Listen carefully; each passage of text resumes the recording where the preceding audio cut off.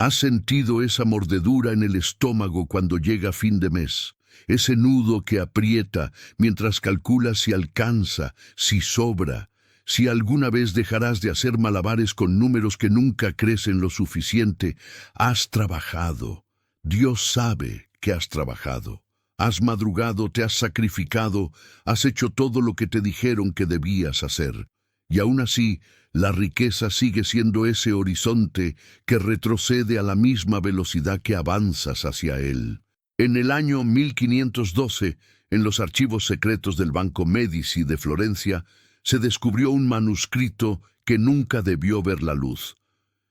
Los guardianes de ese conocimiento no eran monjes ni filósofos, eran banqueros.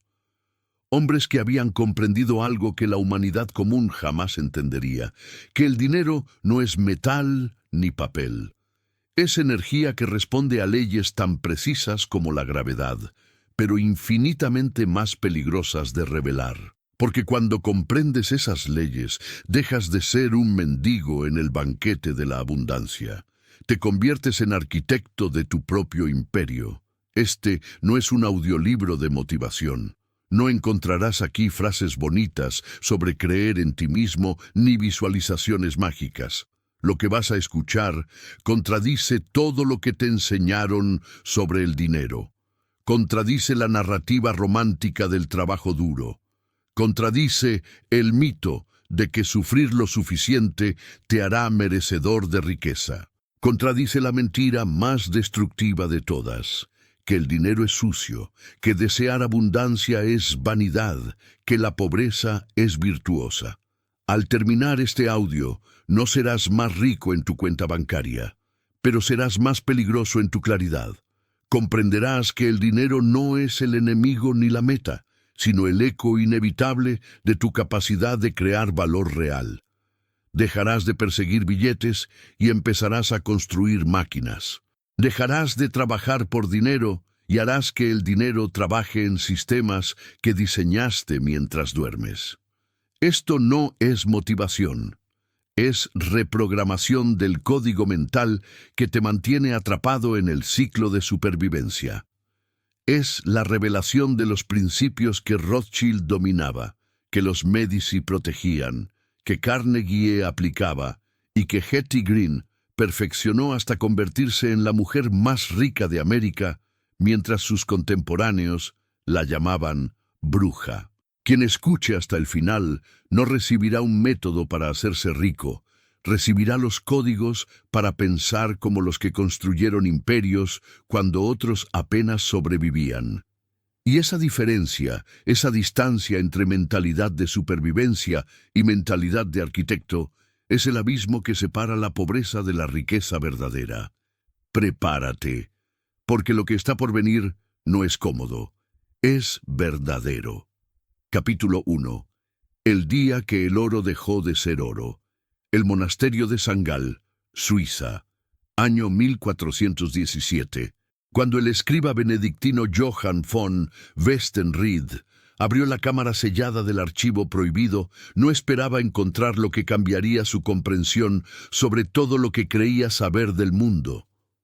Entre los manuscritos olvidados, cubiertos por el polvo de 2 siglos, había un códice sin nombre escrito en latín arcaico y símbolos alquímicos que parecían danzar en la luz de su vela. El primer párrafo decía algo que lo heló hasta los huesos. Auri non est aurum, aurum est claritas. El oro no es oro, el oro es claridad. Durante 800 años, el mundo cristiano había perseguido a los alquimistas, los había quemado en hogueras, los había torturado en mazmorras, los había exiliado de reinos enteros, y todo por una interpretación errónea tan masiva que había costado miles de vidas. El mundo creía que los alquimistas buscaban transformar plomo en oro físico, metales viles en metales preciosos, riqueza material mediante trucos químicos. Pero ese manuscrito, escrito por una orden secreta de monjes alquimistas del siglo XII, revelaba la verdad que habían protegido bajo símbolos incomprensibles para los no iniciados. La alquimia nunca fue sobre metales, fue siempre sobre conciencia. El plomo era la mentalidad de escasez, el oro era la mentalidad de abundancia. La transmutación no ocurría en hornos ni alambiques. Ocurría en el interior del hombre, que comprendía la ley fundamental del valor, que la riqueza no es una sustancia externa que se acumula, sino un estado interno que se irradia. Johann leyó con manos temblorosas el proceso descrito en el manuscrito. Los alquimistas no se levantaban cada día a buscar oro, se levantaban a purificar su percepción del valor. Practicaban lo que llamaban la disolución del plomo mental, un proceso donde identificaban cada creencia errónea sobre el dinero que habían heredado de padres, sacerdotes y sociedades enteras construidas sobre el miedo a la escasez. La primera fase se llamaba nigredo, la oscuridad.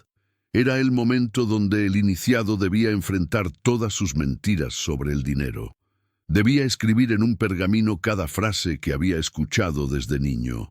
El dinero es la raíz de todos los males. Los ricos irán al infierno. La pobreza es virtuosa. Desear abundancia es pecado. Y luego debía contemplar esas frases hasta comprender que no eran verdades universales, sino virus mentales diseñados para mantener a las masas dóciles y pobres, mientras las élites dominaban los verdaderos códigos de la riqueza. La segunda fase era albedo, el blanqueamiento. Aquí el iniciado reemplazaba cada creencia tóxica con un principio de claridad. El dinero es energía neutral. La riqueza permite servir a mayor escala. La abundancia es mi derecho de nacimiento como creador consciente. No eran afirmaciones vacías, eran decretos que reprogramaban el sistema nervioso para ver oportunidades donde antes solo veía obstáculos. La tercera fase era rubedo, el enrojecimiento, la integración final. El momento donde el iniciado ya no separaba lo espiritual de lo material. Comprendía que crear riqueza no era traicionar al alma, sino honrar su capacidad de manifestar valor en el mundo físico. Johann cerró el manuscrito con una revelación que lo dejaría despierto durante noches enteras. Los alquimistas no habían fracasado en crear oro. Habían triunfado en crear algo mucho más valioso. Mentes que veían abundancia donde otros veían escasez, y esas mentes, inevitablemente, atraían riqueza como el metal atrae al imán. Siglos después, la ciencia moderna confirmaría sin saberlo lo que aquellos monjes ya conocían. En 1878, el psicólogo William James escribió que los seres humanos no ven el mundo como es, sino que ven el mundo según los filtros de su conciencia. En 1995, los neurocientíficos descubrirían el sistema de activación reticular, esa parte del cerebro que filtra millones de estímulos cada segundo y solo permite pasar aquellos que coinciden con tus creencias dominantes. Si tu mente está programada con el plomo de la escasez, tu SAR bloqueará señales de abundancia. Literalmente no verás la oportunidad que está frente a ti. Tu cerebro la descartará como ruido irrelevante. Pero si transmutaste ese plomo en oro mediante claridad sobre tu valor, tu SAR se convertirá en un radar que detecta cada grieta en el mercado, cada necesidad sin resolver, cada espacio donde tu don puede generar intercambio de valor. Johann von Westenried nunca publicó ese manuscrito. Sabía que el mundo no estaba listo, pero antes de morir, en 1449, transcribió sus enseñanzas centrales en un lenguaje que solo los iniciados comprenderían. Y ese conocimiento viajó en silencio a través de los siglos, pasando de maestro a discípulo, hasta llegar a los banqueros que construirían los imperios económicos de Europa, porque ellos comprendieron lo que el manuscrito enseñaba, que el oro verdadero no se extrae de minas, se extrae de la claridad absoluta sobre el valor que puedes crear. Y esa claridad, una vez alcanzada, convierte cada pensamiento en oportunidad, cada habilidad en activo, cada día en movimiento hacia la arquitectura de riqueza que ya existe en tu mente, esperando manifestarse. Pero este era solo el primer código. El segundo código, el que Rothschild dominaba, estaba escrito en un lenguaje que ni siquiera los alquimistas comprendieron completamente hasta que los banqueros venecianos lo aplicaron con una precisión que transformaría el mundo conocido. Capítulo 2. La máquina de valor de Venecia. Giacomo Contarini despertó en el año 1453 sin un solo florín en los bolsillos. La bancarrota había devorado el imperio mercantil de su familia en menos de un año. 3 generaciones de riqueza acumulada, evaporadas por una sola apuesta errónea en el comercio de especias con Constantinopla. Su padre había muerto de vergüenza 2 meses atrás. Su madre había sido obligada a vender hasta los candelabros de plata que habían pertenecido a su bisabuela. Giacomo tenía 32 años y 2 opciones: trabajar como estibador en los muelles de Venecia hasta morir pobre, o aplicar algo que había aprendido observando a las familias que nunca quebraban, sin importar cuántas crisis sacudieran la República Serenísima. Caminó por el Ponte di Rialto al amanecer, observando cómo los comerciantes montaban sus puestos. Todos vendían lo mismo: productos, especias, telas, herramientas, vino, cada uno compitiendo por el mismo florín en el bolsillo del mismo cliente, cada uno atrapado en la trampa mortal del intercambio único: vender una cosa, recibir un pago, comenzar de cero al día siguiente. Pero había 3 familias en Venecia que no vendían productos, y esas 3 familias controlaban más riqueza que todos los comerciantes del Rialto juntos. Los Medici, los Fugger, los Strozzi. Ellos no vendían cosas, vendían algo mucho más valioso: sistemas que otros necesitaban usar repetidamente. Los Medici no vendían oro, prestaban oro y cobraban interés. El mismo oro generaba ingresos infinitos mientras circulaba. Los Fugger no vendían noticias. Habían creado la primera red de mensajería rápida de Europa, y cada príncipe, cada comerciante, cada casa noble pagaba suscripciones mensuales por acceder a información que llegaba días antes que a sus competidores. Los Strozzi no vendían barcos, alquilaban flotas completas con tripulaciones incluidas, y los mismos barcos generaban ingresos cada mes sin que ellos tocaran un solo remo. Giacomo comprendió en ese momento lo que separa la pobreza eterna de la riqueza generacional: la diferencia entre intercambios únicos y sistemas recurrentes. Se dirigió al distrito judío de Cannaregio. Ahí vivían los prestamistas que la República toleraba pero despreciaba. Necesitaba capital inicial, pero no tenía garantías que ofrecer. Así que les ofreció algo distinto: claridad sobre un sistema que nadie había construido aún. Venecia tiene 400 comerciantes que traen mercancía de Oriente, dijo Giacomo al prestamista Abraham Ben Juda. Cada uno de ellos pierde el 30% de su cargamento por mal almacenaje. La humedad pudre las especias, las ratas devoran las telas. No necesitan más productos, necesitan un sistema de almacenaje con control de humedad y protección contra plagas. Un sistema que les ahorre más dinero del que les cuesta.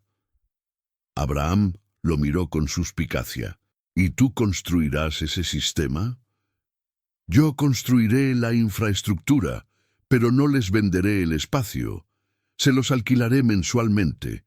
Cada comerciante pagará una suscripción por mantener su mercancía protegida. El mismo almacén generará 400 pagos mensuales, para siempre. Abraham prestó el capital. Giacomo construyó el primer almacén con ventilación controlada y trampas para plagas de Venecia. En 6 meses tenía lista de espera. En 2 años había construido 5 almacenes más. En 10 años, su red de almacenaje se extendía desde Venecia hasta Génova. Pero lo extraordinario no era la riqueza que acumuló, era cómo la acumuló, trabajando menos cada año. El sistema funcionaba sin él. Tenía administradores que cobraban las mensualidades. Tenía encargados que mantenían los edificios. Tenía contadores que auditaban las operaciones. Giacomo pasaba 3 horas al día revisando reportes y tomando decisiones estratégicas. El resto del tiempo lo dedicaba a diseñar el siguiente sistema. Mientras los comerciantes del Rialto trabajaban 16 horas diarias vendiendo productos y terminaban exhaustos cada noche sin haber avanzado hacia la libertad, Giacomo había construido una máquina que trabajaba 24 horas sin cansarse, sin quejarse, sin detenerse. Esta era la diferencia que los alquimistas no habían articulado completamente. No basta con tener claridad sobre tu valor. Debes convertir ese valor en un sistema que funcione sin tu presencia física constante. Los neurocientíficos modernos han descubierto algo fascinante sobre el sistema de activación reticular que conecta perfectamente con este principio. Tu SAR no solo filtra oportunidades según tus creencias, también filtra según tus patrones de acción. Si tu patrón es trabajo por hora, recibo pago por hora, tu cerebro se volverá ciego a todo lo que no encaje en ese modelo. Simplemente no verás la posibilidad de construir sistemas, porque tu neurología está cableada para ver intercambios únicos. Pero cuando reprogramas tu SAR para buscar dónde puedo crear valor recurrente, tu cerebro se convierte en una máquina detectora de arquitecturas ocultas. Empiezas a ver sistemas en todas partes. En cada frustración humana hay un sistema esperando ser construido. En cada proceso ineficiente hay una máquina que puedes diseñar y operar. Giacomo Contarini murió en 1492 como uno de los hombres más ricos de Italia. Sus hijos heredaron no solo su fortuna, sino algo más valioso, el conocimiento de cómo construir máquinas de valor. Y ese conocimiento se mantendría en su familia durante 5 generaciones, hasta que las guerras napoleónicas disolvieran la República de Venecia. Pero la lección sobrevivió. Viajó en silencio a través de los siglos, transmitida de banquero a banquero, de constructor de imperios a constructor de imperios, hasta llegar a un inmigrante escocés en América que la aplicaría a una escala que Venecia nunca imaginó posible. Pero Contarini no fue el único. Siglos después, un inmigrante escocés en América aplicaría el mismo código para construir un imperio que dominaría la era industrial con un principio aún más devastador en su simplicidad. Capítulo 3. El Códex de Carnegie. La ley del apalancamiento. Andrew Carnegie estaba frente a los hornos de Homestead, Pittsburgh, en el año 1875. El calor era infernal. El metal fundido brillaba como un infierno líquido, pero Carnegie no veía metal. Veía algo que sus competidores jamás comprenderían. Veía multiplicadores. Había llegado a América como un niño pobre de Escocia. Había trabajado en fábricas textiles por centavos. Había sido mensajero de telégrafos. Había vivido la brutalidad de vender tu tiempo por dinero, hora tras hora, hasta que tu cuerpo colapsa y el dinero se evapora en sobrevivir otro día más. Pero en algún punto del camino, Carnegie tuvo una revelación que lo separaría para siempre de los hombres que trabajaban en esos hornos. Una revelación tan simple que resulta ofensiva. No importa cuán fuerte seas, cuán inteligente seas, cuán dedicado seas. Si vendes tiempo, morirás pobre. Porque el tiempo es el único recurso verdaderamente finito. Tienes 24 horas al día, punto. No puedes crear más tiempo, no puedes almacenar tiempo. El tiempo se consume mientras respiras y cuando se acaba, se acabó todo. La única forma de trascender esa prisión es dejar de vender tu tiempo y empezar a vender sistemas que funcionan sin tu tiempo. Carnegie observó a los obreros fundiendo acero. Cada uno trabajaba 14 horas diarias. Cada uno generaba valor, pero ese valor terminaba en las manos de Carnegie, no en las manos de los obreros. ¿Por qué? Porque Carnegie había comprendido la ley del apalancamiento.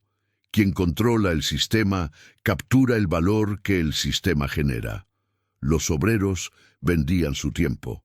Carnegie había construido el sistema que multiplicaba ese tiempo en valor exponencial. Los obreros generaban $5 al día cada uno. Carnegie capturaba $50,000 al día del sistema completo que coordinaba a miles de obreros, decenas de hornos, cientos de contratos con ferrocarriles y constructoras. Pero aquí está lo que las masas nunca comprenden. Carnegie no era un explotador. Era un arquitecto. Él no había robado la riqueza de los obreros. Había creado una estructura donde el valor individual de cada obrero se multiplicaba 1000 veces al coordinarse con otros dentro de un sistema eficiente. Un obrero solitario con un horno jamás podría construir un rascacielos, pero 500 obreros coordinados por un sistema de acero integrado podían construir 20 rascacielos simultáneamente. Y ese valor adicional, ese multiplicador que surge de la coordinación, pertenecía a quien diseñó la coordinación. Carnegie formuló entonces su principio rector, el que compartiría solo con sus socios más cercanos. Nunca hagas 2 veces lo que puede hacer una máquina, un proceso o una persona capacitada. Esto sonaba obvio, pero contenía una revolución completa en cómo pensar sobre el trabajo. La mayoría de las personas, incluidas personas inteligentes y trabajadoras, pasan sus vidas haciendo manualmente tareas que podrían ser automatizadas, delegadas o sistematizadas. Lo hacen porque confunden estar ocupado con ser productivo, confunden movimiento con progreso, confunden actividad con resultado. Carnegie construyó un imperio mediante 4 formas de apalancamiento que los alquimistas venecianos habían intuido, pero que él perfeccionó hasta convertirlas en ciencia. El primer apalancamiento era el capital. Carnegie no usaba solo su dinero. Usaba dinero prestado de banqueros europeos. Usaba dinero de inversionistas americanos. Cada dólar que invertía se multiplicaba por 10 mediante deuda estratégica. La gente común le tiene terror a la deuda. Los constructores de imperios comprenden que la deuda bien utilizada es simplemente apalancamiento de tiempo. Estás trayendo recursos del futuro al presente para crear valor ahora. El segundo apalancamiento era la gente. Carnegie no hacía el acero. Miles de personas hacían el acero. Él diseñaba los sistemas que coordinaban a esas personas. Contrataba a los mejores ingenieros, les pagaba salarios extraordinarios y les daba autonomía para innovar. Cada ingeniero que contrataba multiplicaba la capacidad de Carnegie de resolver problemas. No era explotación, era coordinación de genio distribuido. El tercer apalancamiento eran los sistemas. Carnegie obsesionaba con la eficiencia, cronometraba cada paso del proceso de producción, eliminaba cada segundo desperdiciado, rediseñaba flujos de trabajo para minimizar fricción. Mientras sus competidores producían 1 tonelada de acero en 8 horas, Carnegie producía 2 toneladas en 6 horas.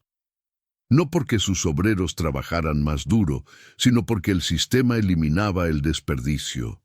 El cuarto apalancamiento era la información. Carnegie tenía espías en las juntas directivas de sus competidores.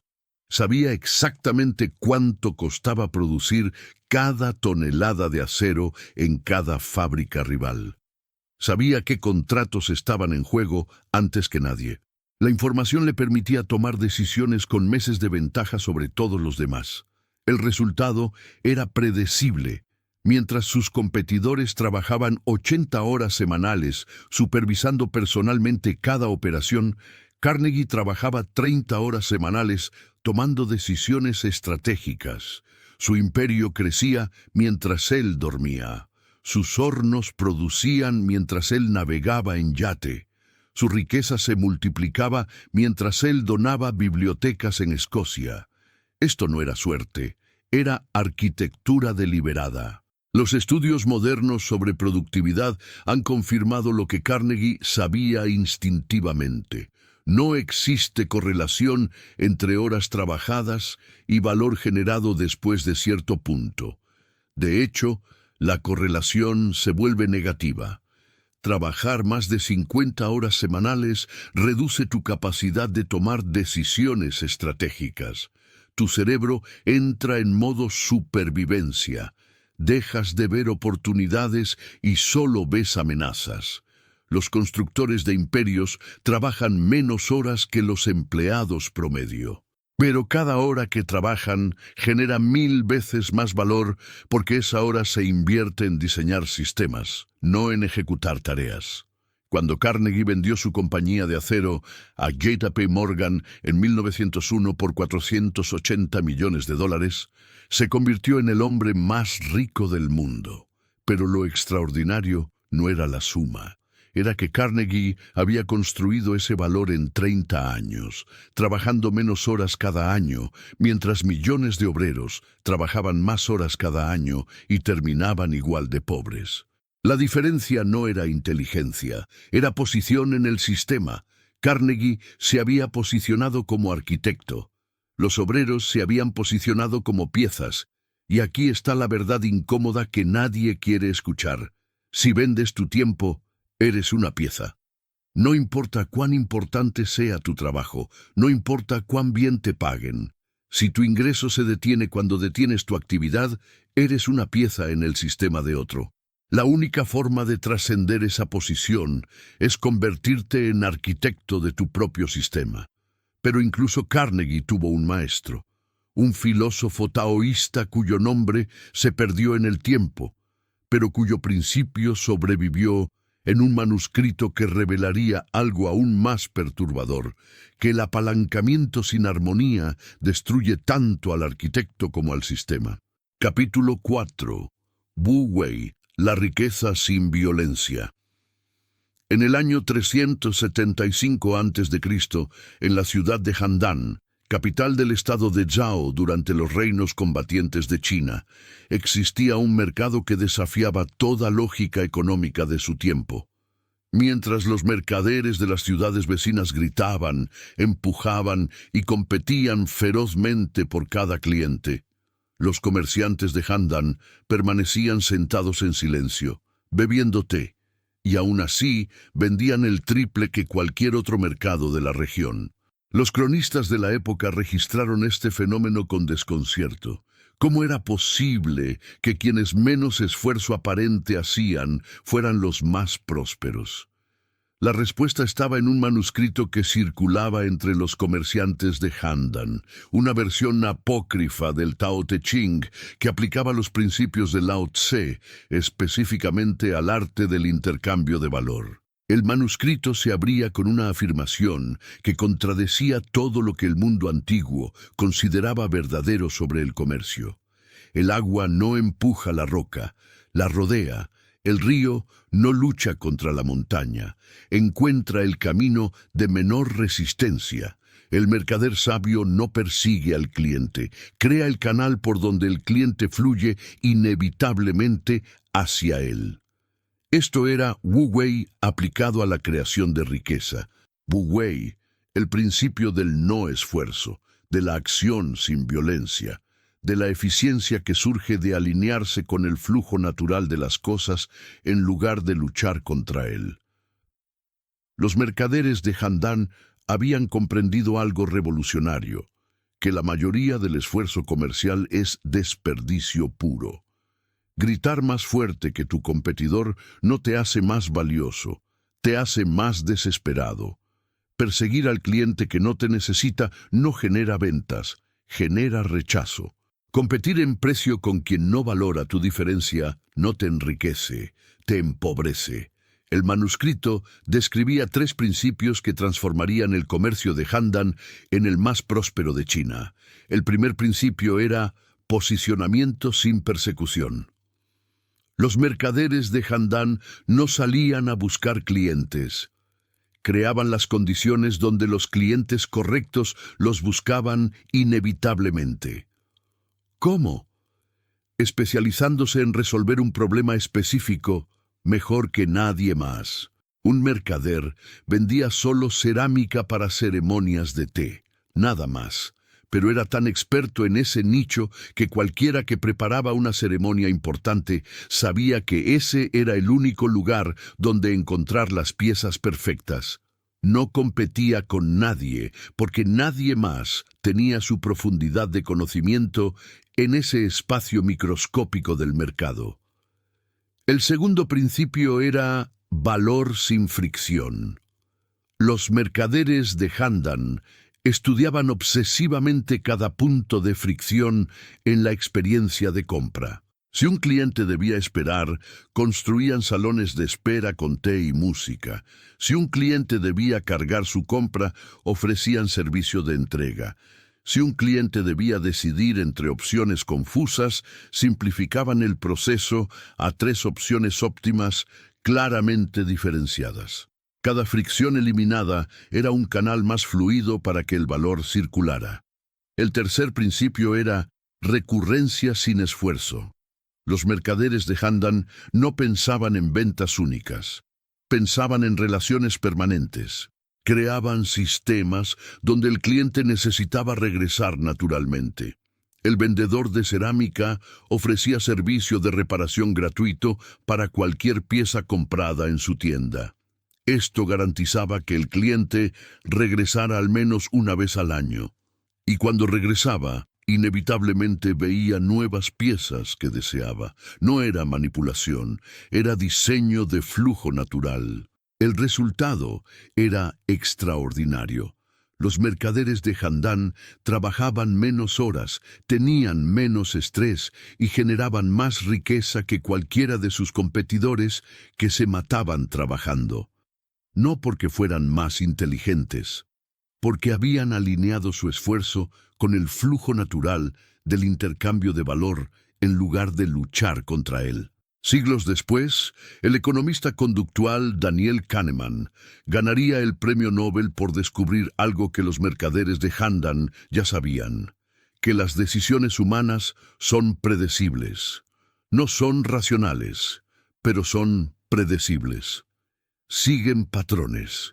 Y quien comprende esos patrones puede diseñar canales de flujo donde las decisiones se toman casi automáticamente. Kahneman demostró que los humanos evitan la fricción incluso cuando la opción fácil es subóptima. Demostró que los humanos valoran más lo que pierden que lo que ganan. Demostró que los humanos confían en expertos que admiten sus limitaciones más que en expertos que afirman saberlo todo. Los mercaderes de Handan aplicaban estos principios sin conocer la neurociencia que los explicaba. Eliminaban fricción porque observaban que los clientes compraban más cuando el proceso era fluido. Especializaban porque observaban que los clientes confiaban más en quien admitía su límite de expertise. Creaban recurrencia porque observaban que mantener un cliente era 10 veces más eficiente que conquistar uno nuevo. Pero el manuscrito contenía una advertencia que pocos comprendían. Wu Wei no es pereza, es precisión, no es abandono, es alineación. El agua fluye sin esfuerzo porque encontró el camino correcto. Si el río fluyera cuesta arriba, destruiría montañas sin llegar a ningún lugar. Esto significaba que Wu Wei requiere claridad brutal sobre dónde está el flujo natural de valor. Requiere humildad para aceptar que no puedes forzar a las personas a necesitar lo que no necesitan. Requiere paciencia para diseñar el canal correcto antes de abrir las compuertas. La mayoría de los emprendedores fracasan porque intentan vender lo que quieren vender en lugar de vender lo que el mercado necesita comprar.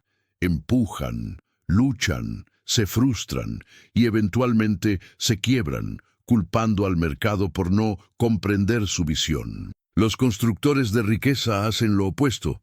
Observan dónde fluye naturalmente la necesidad, se posicionan en ese flujo y diseñan el canal más eficiente para capturar ese valor.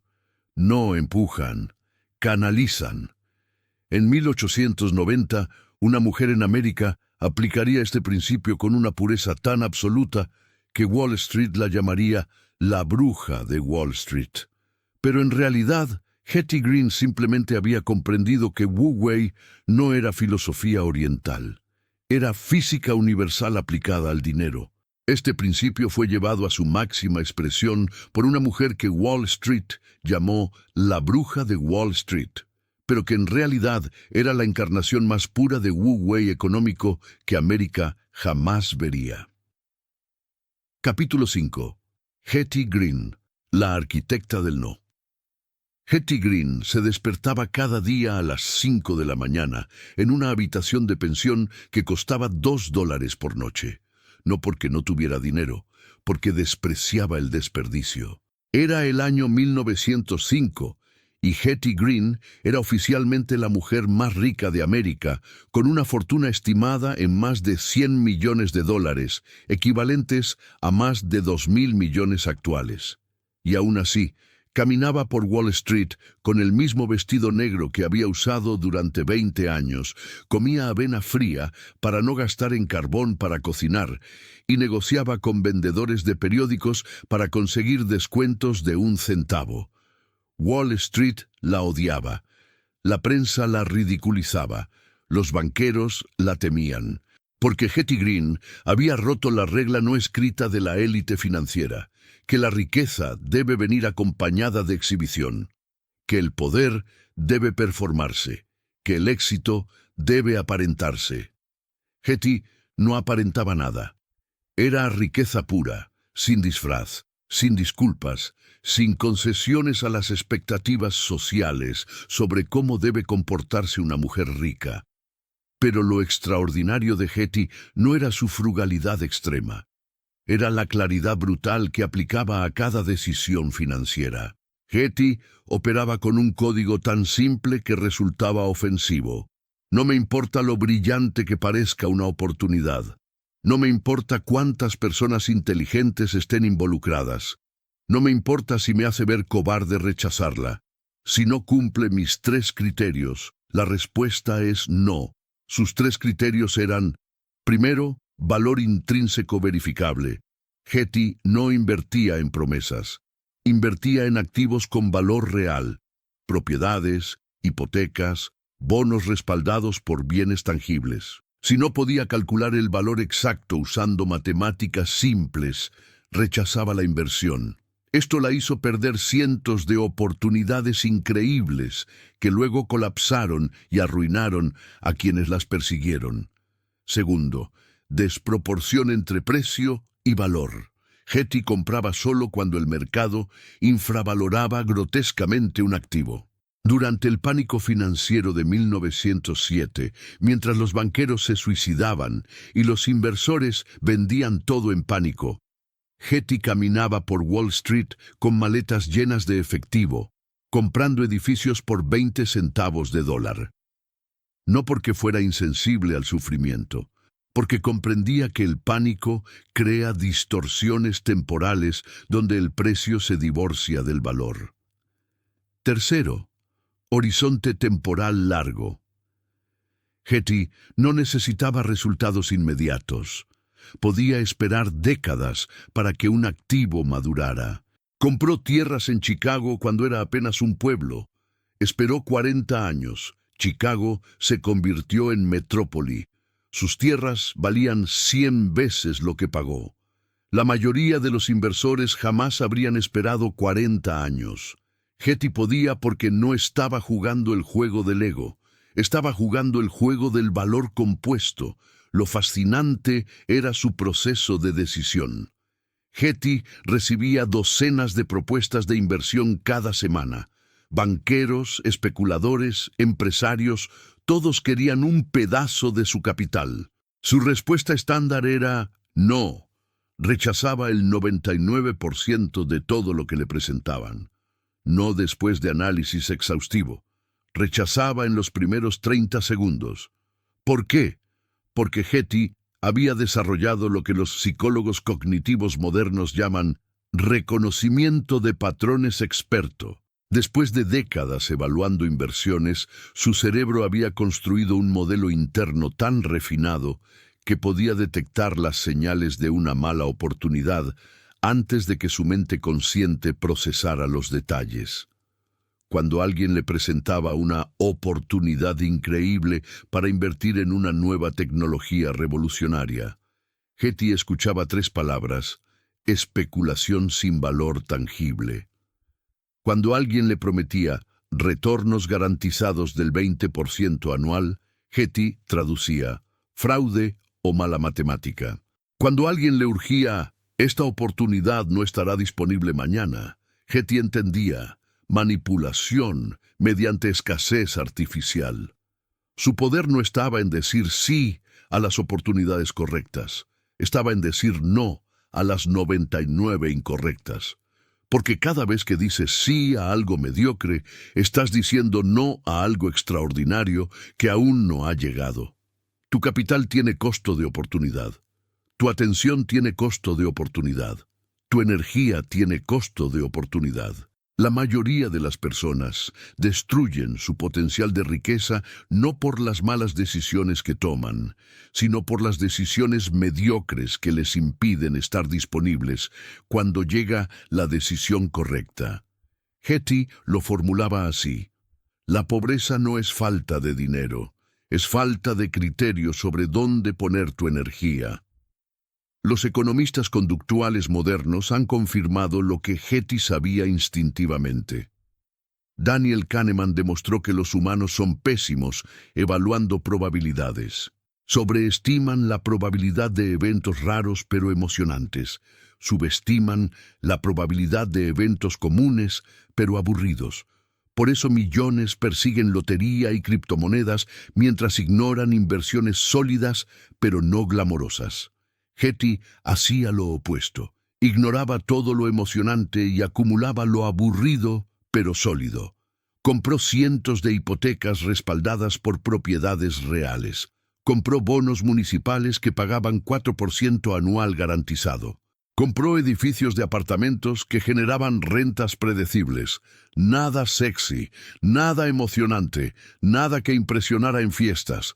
Pero después de 50 años de acumular lo aburrido, era más rica que todos los especuladores que habían perseguido lo emocionante y habían quebrado 5 veces en el proceso. La clave era su comprensión de la diferencia entre riqueza real y señales de riqueza. La mayoría de las personas no buscan riqueza, buscan las señales de riqueza: el carro lujoso, la casa grande, la ropa cara, y esas señales son precisamente lo que destruye la capacidad de generar riqueza real. Getty lo veía claramente. Cada dólar gastado en señales de riqueza era un dólar que no podía generar riqueza real. El empresario que compra un Mercedes para impresionar clientes está destruyendo su capital. Getty compraba propiedades que se apreciaban. El ejecutivo que renta oficinas lujosas para proyectar éxito está quemando efectivo. Getty operaba desde su habitación de pensión. El inversor que compra un yate para celebrar su primer año rentable está garantizando que no habrá segundo año. Getty reinvertía cada centavo. Cuando Getty murió en 1916, había convertido una herencia de $6 millones en más de 100 millones. No mediante brillantez, mediante claridad, no mediante riesgos audaces, mediante criterio inquebrantable, no mediante trabajo obsesivo, mediante el poder devastador de decir no a todo, excepto a lo que cumplía su código. Pero la pregunta que torturaba a los economistas de su época era: ¿cómo sabía ella qué oportunidades tenían valor real? La respuesta estaba en un principio que los físicos cuánticos descubrirían 50 años después de su muerte. Un principio tan perturbador que cambiaría para siempre nuestra comprensión sobre cómo la conciencia crea la realidad. Capítulo 6. El observador crea la riqueza. En el año 1927, el físico Werner Heisenberg formuló el principio de incertidumbre que destruiría la física clásica y abriría las puertas a un universo mucho más extraño de lo que nadie había imaginado. Pero lo verdaderamente perturbador no vino de Heisenberg. Vino de un experimento diseñado por Thomas Young, casi un siglo antes, un experimento tan simple en su diseño, pero tan devastador en sus implicaciones, que aún hoy, casi 2 siglos después, los físicos debaten su significado. El experimento de la doble rendija demostró algo imposible, que las partículas subatómicas se comportan de manera diferente cuando son observadas. Cuando nadie las observa, se comportan como ondas, pasando simultáneamente por 2 rendijas a la vez. Pero en el momento en que colocas un detector para observar por cuál rendija pasa la partícula, el comportamiento cambia completamente. La partícula colapsa de onda a punto específico. Elige una rendija. El acto de observar literalmente cambia la realidad observada. Esto no tiene sentido en el mundo macroscópico que habitamos. Una piedra no cambia su trayectoria porque la observes. La luna no desaparece cuando nadie la mira, pero en el nivel cuántico, el observador no es un testigo pasivo. El observador es participante activo en la creación de lo que se observa. Durante décadas, los físicos trataron de explicar esto como artefacto experimental, como anomalía, como malinterpretación, hasta que la evidencia se volvió tan abrumadora que no quedó más opción que aceptar lo imposible, que la conciencia y la materia no están separadas, que el observador y lo observado son aspectos del mismo proceso. Y entonces alguien hizo la pregunta peligrosa: si esto es cierto en el nivel cuántico, ¿qué significa para el nivel humano? Para nuestras decisiones, para nuestra percepción de la realidad, para nuestra capacidad de crear riqueza. La respuesta es perturbadora. Tu mentalidad no describe tu realidad financiera. Tu mentalidad crea tu realidad financiera, no en el sentido místico de visualizar cheques y recibirlos por correo. En el sentido neurológico brutal de que tu cerebro filtra literalmente millones de señales cada segundo y solo permite pasar aquellas que coinciden con tus creencias dominantes sobre lo que es posible. Este filtro se llama sistema de activación reticular. Es una red neuronal en la base de tu cerebro que decide qué información merece llegar a tu conciencia y qué información debe ser descartada como ruido irrelevante. Tu SAR está programado por tus creencias más profundas sobre ti mismo y sobre el mundo. Si tu creencia dominante es el dinero es escaso, tu SAR literalmente bloqueará señales de abundancia. No porque seas pesimista, porque tu cerebro está diseñado para confirmar tus creencias, no para cuestionarlas. Es un mecanismo de supervivencia que se vuelve prisión cuando las creencias son limitantes.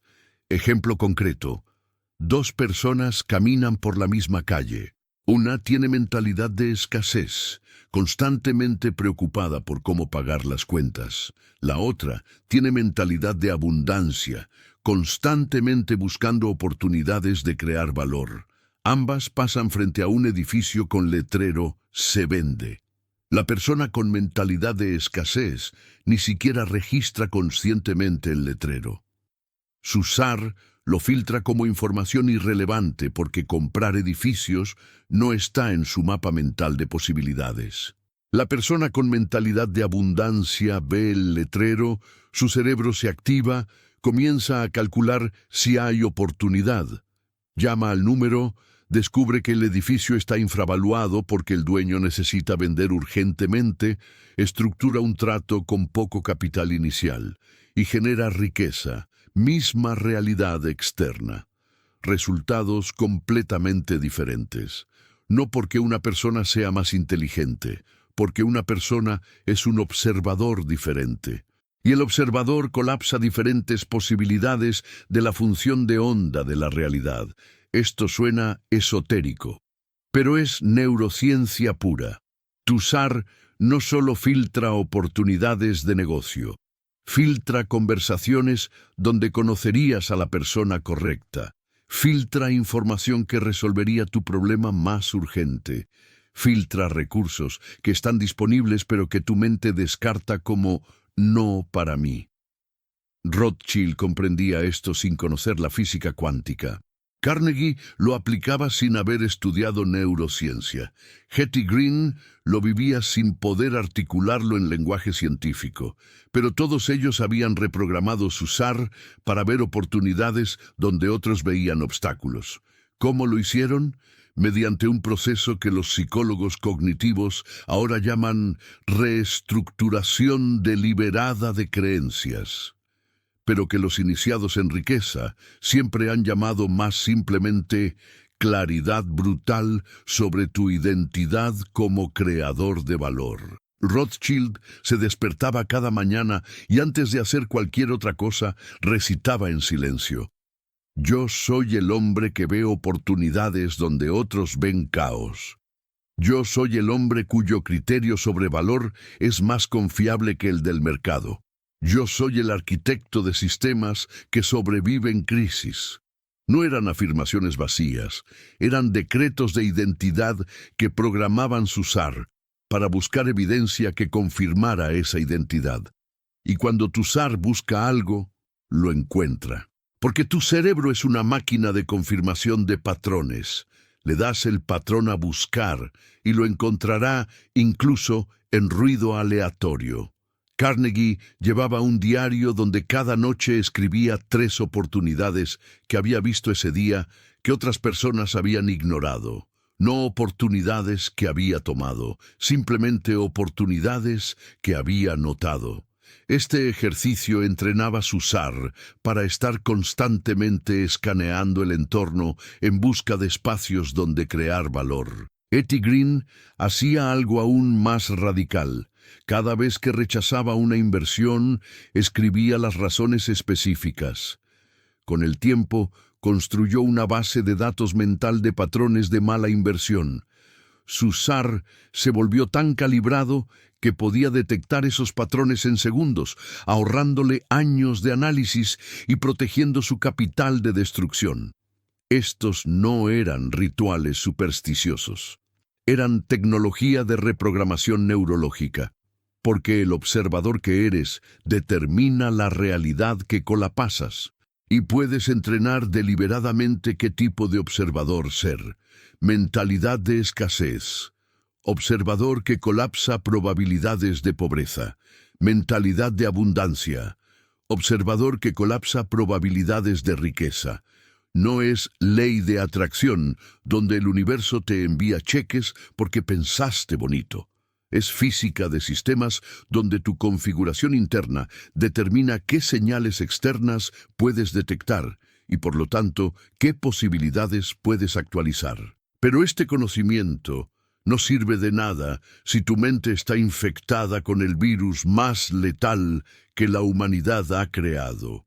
Un virus tan profundamente arraigado en la psique colectiva que millones mueren pobres creyendo que su pobreza es virtuosa, que su sufrimiento tiene mérito divino, que la riqueza es pecado y que el dolor es el camino hacia la recompensa. Capítulo 7. El virus de la meritocracia del sufrimiento. Londres, 1843. 2 hermanos nacieron en la misma casa de Whitechapel, Thomas y William Ashford, hijos de un estibador que murió aplastado por cajas de té cuando ambos tenían 8 años.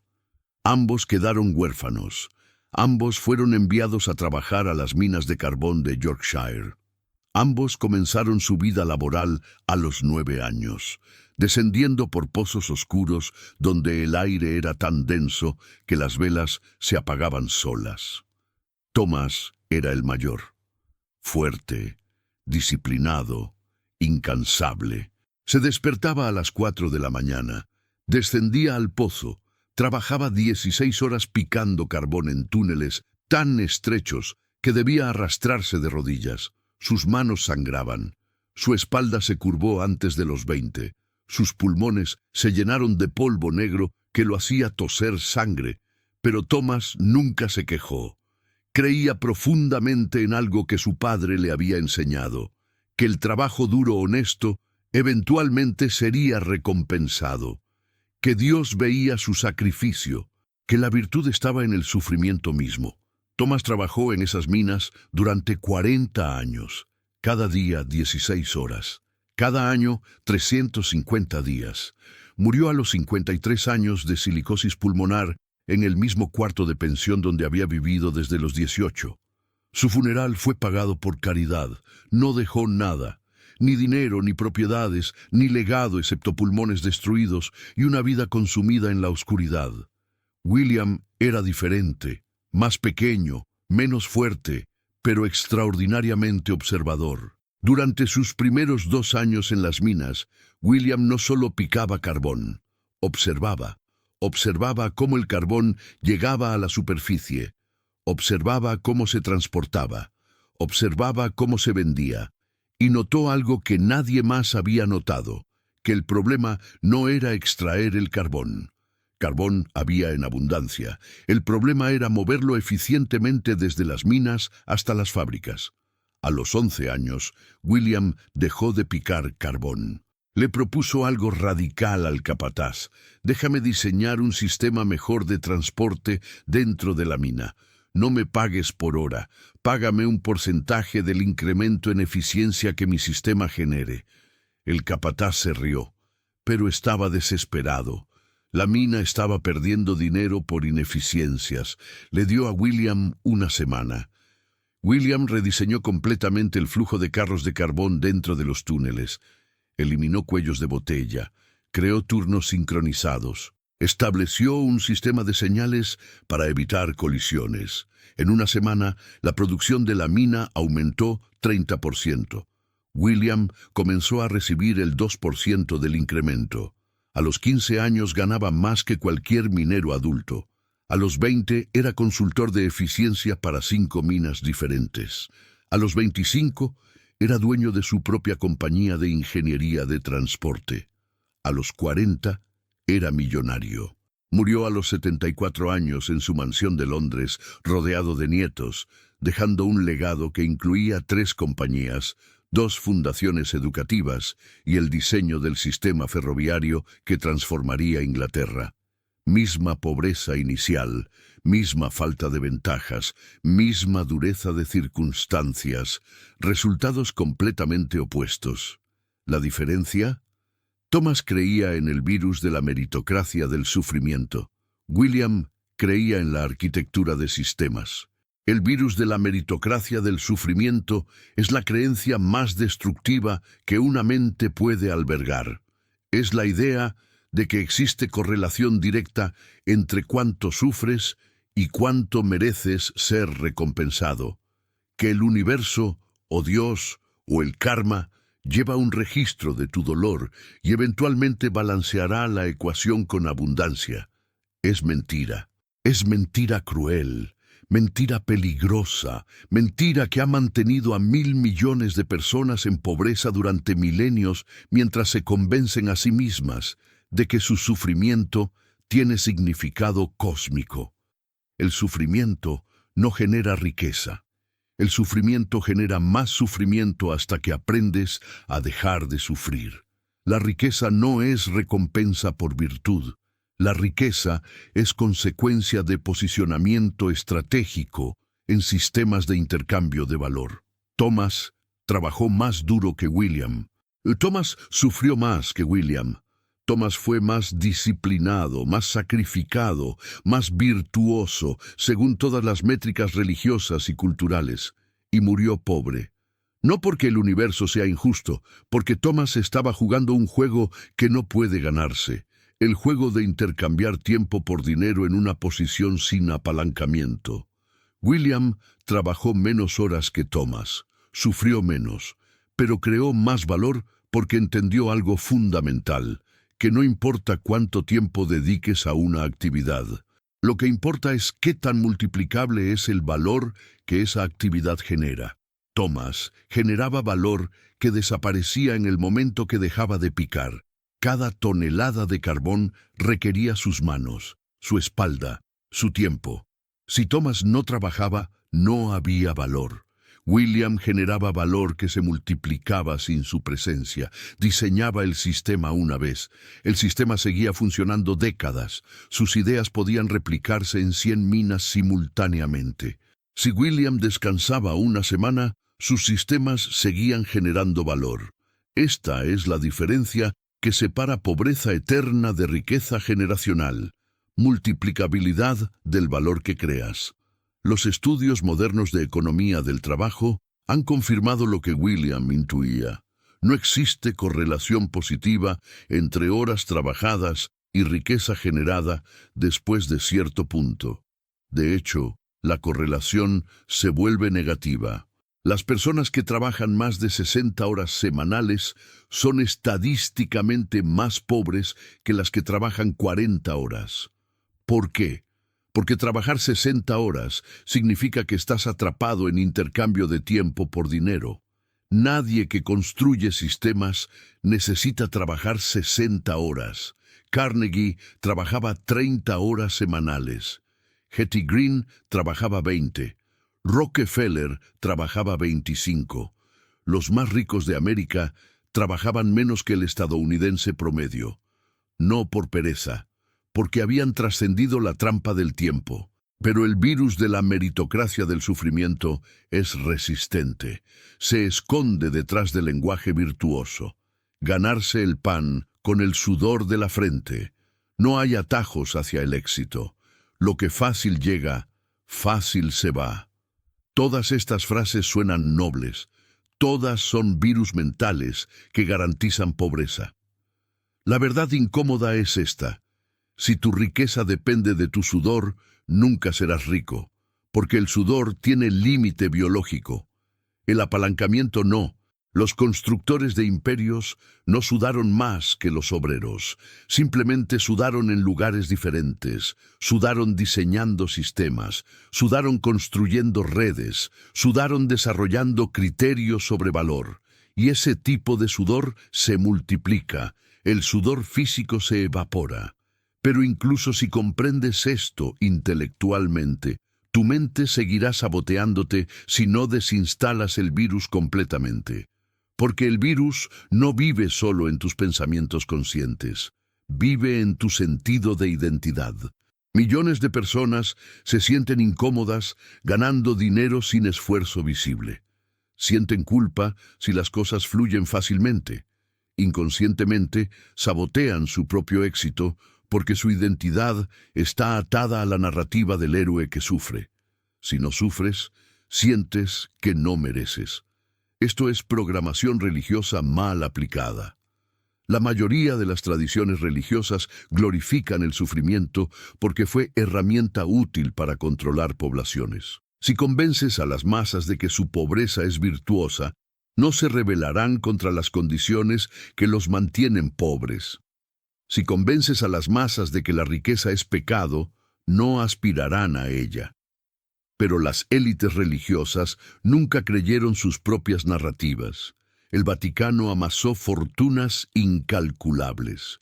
Los templos budistas de China eran bancos que prestaban con interés. Los monasterios medievales eran los capitalistas más sofisticados de Europa. Las élites predicaban pobreza a las masas mientras acumulaban riqueza mediante sistemas que las masas no comprendían. La pregunta que debes hacerte es, ¿seguirás creyendo el virus que fue diseñado para controlarte? ¿O tendrás el coraje de desinstalarlo y reemplazarlo con claridad sobre cómo funciona realmente la riqueza? Porque una vez que desinstalas el virus, lo que queda es simple. La riqueza no se gana mediante sufrimiento. Se construye mediante arquitectura de sistemas que generan valor mientras tú duermes, comes, viajas, vives. Y esa arquitectura sigue principios específicos que han funcionado durante milenios y que funcionarán durante milenios más. Principios que los alquimistas codificaron en símbolos, que los venecianos aplicaron en sus bancos, que Carnegie perfeccionó en su acero, que Getty protegió con su claridad, que Rothschild dominó hasta controlar las finanzas de naciones. Ahora que comprendes que el sufrimiento no genera riqueza, solo queda una pregunta: ¿cómo construir tu primera máquina de valor? La respuesta está en el último código, el que separa a los que juegan el juego de los que diseñan el tablero. Capítulo 8. La arquitectura de tu primera máquina. Mayer Amschel Rothschild murió en 1812, dejando un patrimonio que sus 5 hijos multiplicarían hasta convertirse en la familia más poderosa de Europa durante el siglo XIX. Pero lo extraordinario no fue la riqueza que acumuló. Fue el sistema que construyó para que esa riqueza se multiplicara generación tras generación sin depender del genio de ningún individuo. En su testamento, Rothschild dejó algo más valioso que su fortuna. Dejó un código, un conjunto de principios que cada heredero debía jurar proteger y aplicar. Estos principios no eran secretos místicos. Eran arquitectura mental para convertir valor en sistemas que trabajaran eternamente. El primer principio era lo que él llamaba claridad de valor único. Rothschild no intentaba ser bueno en muchas cosas, era excepcional en una cosa: evaluar el riesgo crediticio de naciones y nobles mejor que cualquier otro banquero de Europa. Mientras otros banqueros intentaban diversificar en comercio, manufactura, bienes raíces, Rothschild se especializó obsesivamente en una sola competencia. Y esa especialización lo volvió indispensable. Este es el primer error que comete quien busca riqueza: intentar ser todo para todos. El mercado no recompensa generalistas. El mercado recompensa a quien resuelve un problema específico mejor que 99% de las personas. Rothschild sabía exactamente qué problema resolvía. Evaluaba con fiabilidad crediticia cuando nadie más tenía los datos ni el juicio para hacerlo con precisión. Los gobiernos lo necesitaban, los nobles lo necesitaban, otros banqueros lo necesitaban. Tu primera tarea no es encontrar 1000 oportunidades, es identificar el problema específico que puedes resolver mejor que casi cualquier otra persona. No necesitas ser el mejor del mundo, necesitas ser el mejor en tu mercado geográfico o demográfico específico. Rothschild no era el mejor banquero del mundo, era el mejor evaluador de riesgo en Europa Central, suficiente para construir un imperio. Pregúntate: ¿qué problema específico he resuelto repetidamente que otros luchan por resolver? ¿Qué me buscan las personas cuando necesitan ayuda? ¿En qué área tengo juicio confiable que supera al promedio? Esa es tu semilla de valor. Todo lo demás se construye sobre esa claridad. El segundo principio de Rothschild era sistematización del valor. No suficiente con tener una habilidad valiosa. Debes convertir esa habilidad en un proceso que pueda funcionar sin tu presencia constante. Rothschild creó una red de corresponsales en cada capital europea. Cada corresponsal seguía protocolos específicos para recolectar información, evaluar condiciones económicas, reportar riesgos. El sistema funcionaba como organismo viviente. Si Rothschild desaparecía, el sistema seguía operando. Los venecianos lo comprendieron 300 años antes. Tu riqueza es directamente proporcional a cuánto valor puedes generar sin estar físicamente presente. Giacomo Contarini convirtió su expertise en almacenaje en una red de edificios administrados por otros. Carnegie convirtió su conocimiento sobre acero en fábricas operadas por ingenieros que seguían sus manuales. Hetty Green convirtió su criterio sobre inversiones en un conjunto de reglas que cualquier administrador podía aplicar. Tú debes hacer lo mismo. Toma tu habilidad valiosa y pregunta: ¿cómo puedo convertir esto en un proceso documentado que otra persona podría ejecutar con entrenamiento? No significa que delegarás inmediatamente. Significa que estás construyendo con arquitectura de sistema desde el inicio, no con arquitectura de dependencia personal. El tercer principio era apalancamiento brutal.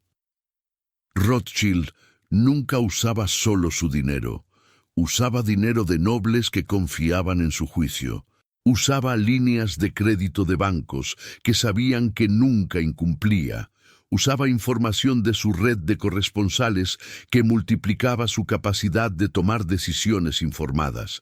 Cada recurso externo que podía movilizar multiplicaba su poder por factores exponenciales.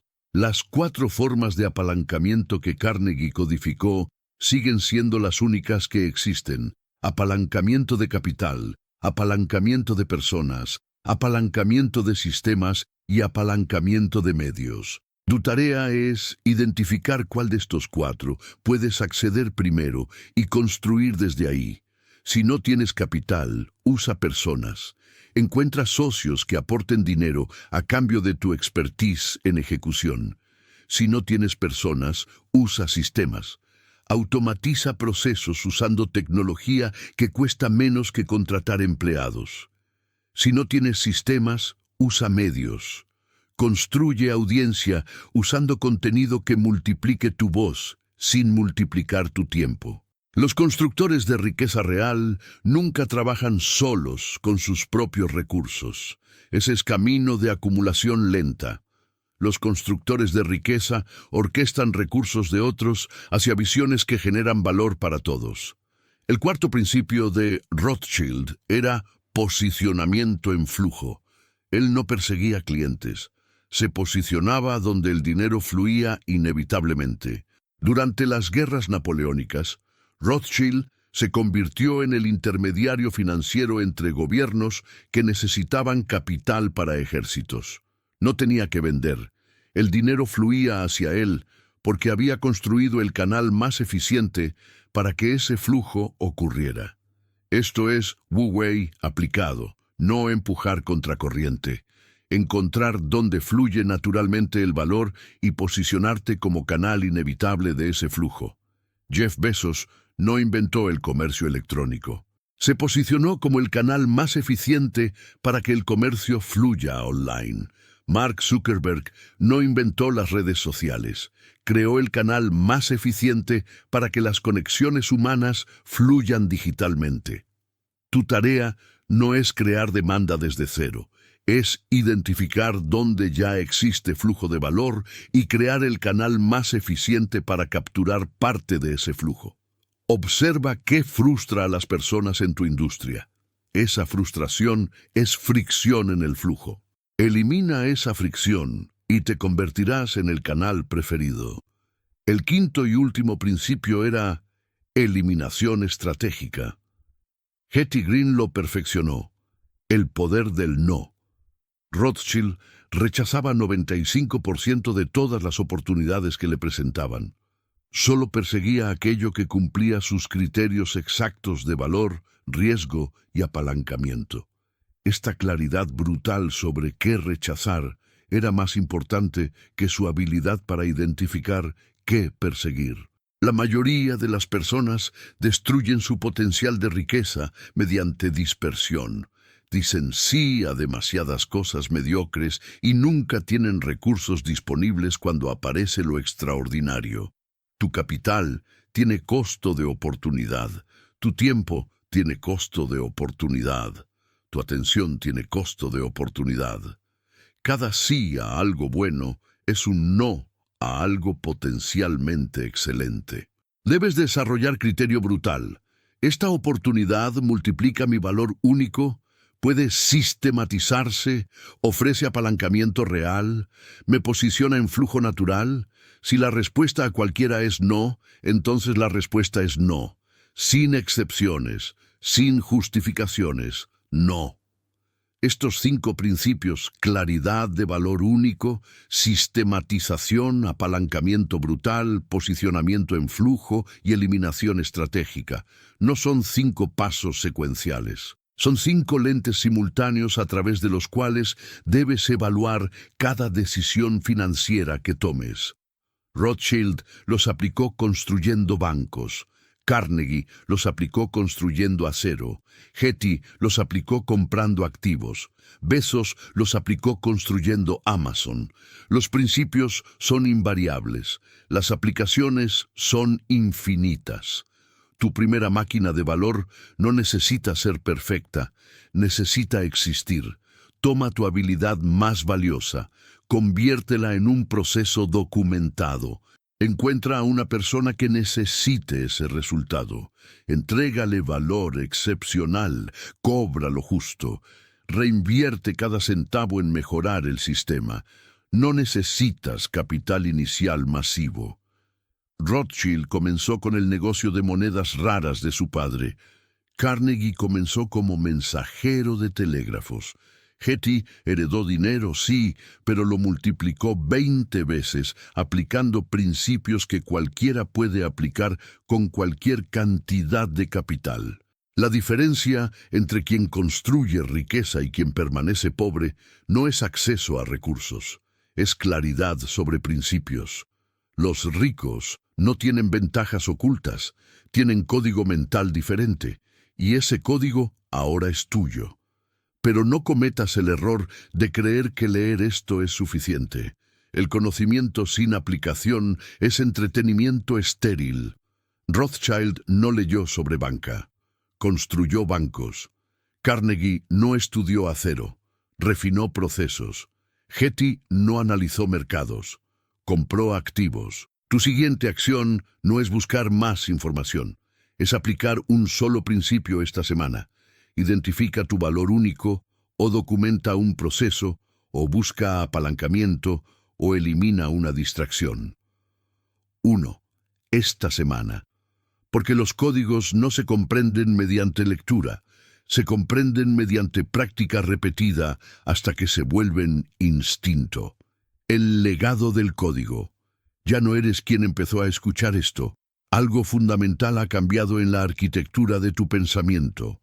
Has recibido los códigos que las dinastías financieras transmitían solo a sus herederos, lo que los alquimistas ocultaban en símbolos, lo que los venecianos protegían en sus consejos secretos, lo que Rothschild susurraba a sus hijos, lo que Carnegie escribía en diarios que nunca publicó, lo que Getty Green guardaba en claridad inquebrantable detrás de su vestido negro gastado.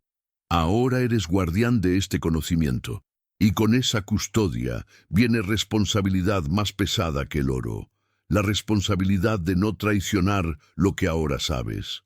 El dinero no es malo, nunca lo fue, es energía neutral que amplifica quién eres. Si eres generoso, el dinero multiplicará tu generosidad. Si eres codicioso, el dinero magnificará tu codicia, pero la pobreza jamás ha sido virtud.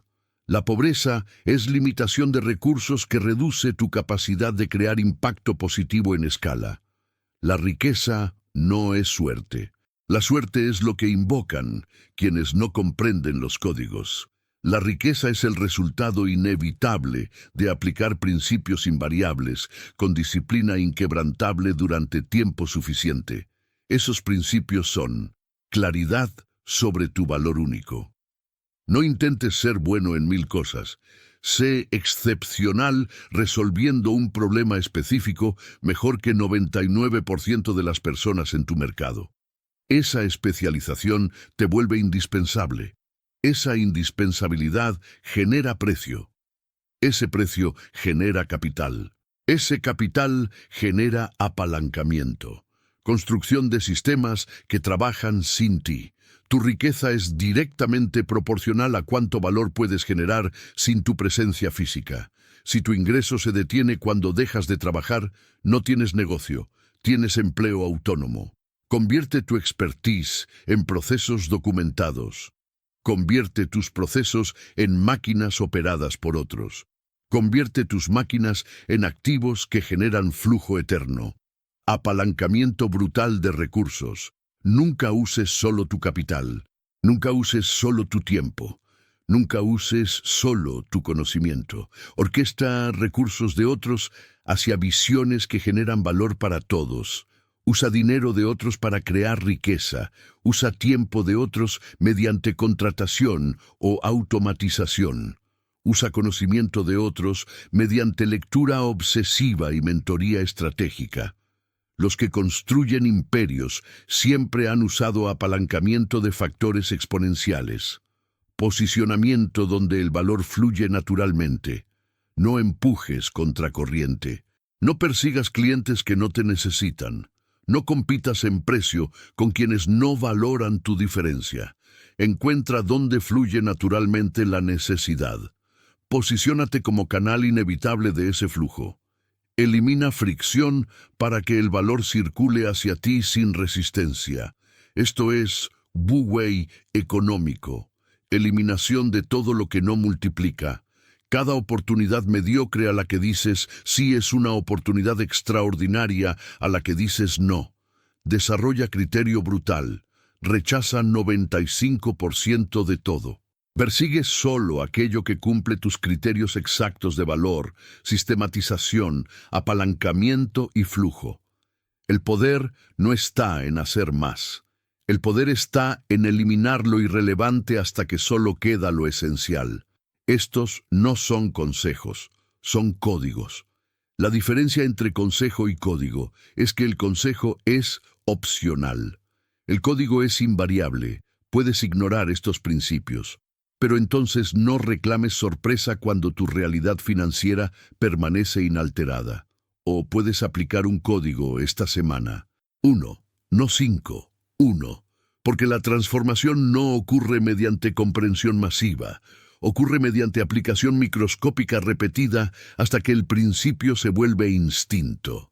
Hasta que dejas de pensar sobre el código y empiezas a pensar desde el código. Cuando llegues a ese punto, cuando estos principios se vuelvan tu sistema operativo mental por defecto, algo extraordinario ocurrirá. Dejarás de ver obstáculos. Solo verás oportunidades camufladas como problemas.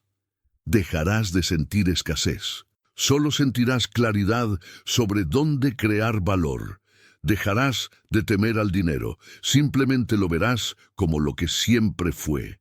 Eco inevitable de tu capacidad para diseñar sistemas que sirven.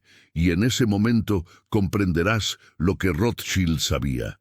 Que el verdadero poder no está en controlar el dinero de otros, está en comprender que el dinero obedece a leyes tan precisas como la gravedad, y quien domina esas leyes no necesita perseguir riqueza. La riqueza fluye hacia él como agua que busca su nivel natural. Suscríbete a Archivos Vedados, no como espectador pasivo, como iniciado activo en los manuscritos que transforman mentalidad en sistema. Sistema en máquina, máquina en legado. Esto no es canal de YouTube, es escuela de códigos prohibidos que las élites protegieron durante siglos mientras predicaban pobreza virtuosa a las masas. Cada manuscrito que desvelaremos contiene arquitectura mental para dominar algún aspecto de la ingeniería del ser humano supremo. Este fue el código de la riqueza. El siguiente será el código del tiempo. Luego vendrán los códigos del poder, de la influencia, de la longevidad, del control mental inquebrantable. Pero solo para quienes comprenden que estos no son entretenimiento, son armas. Y las armas en manos de quien no tiene disciplina destruyen primero a quien las porta. El siguiente códice te espera, pero solo si aplicaste este primero.